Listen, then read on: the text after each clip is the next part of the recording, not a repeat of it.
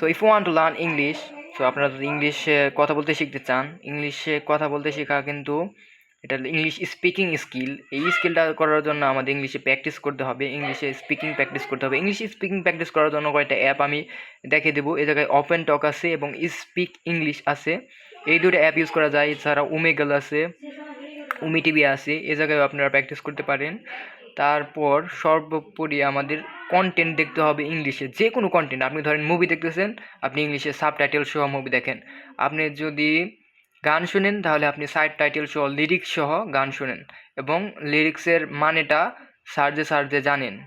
ডিকশনারিতে অথবা গুগলে সার্চ দিলে কিন্তু আপনি অর্থটা জেনে যাবেন। অর্থটা জানা হলেই কিন্তু আপনার নতুন নতুন ভোকাবুলারি অ্যাড হতেছে আপনার ব্রেনে। সো এভাবেই কিন্তু শিখতে হয়, এভাবেই শেখার নিয়ম, প্রোগ্রেস। একদিনে কিন্তু আপনি সহজেই শিখতে পারবেন না, এটা ডেইলি বেসিসে আপনার করতে হবে এবং আস্তে আস্তে তারপরে শেখা হবে। ওকে, দ্যাটস দ্য সিস্টেম অ্যাকচুয়ালি।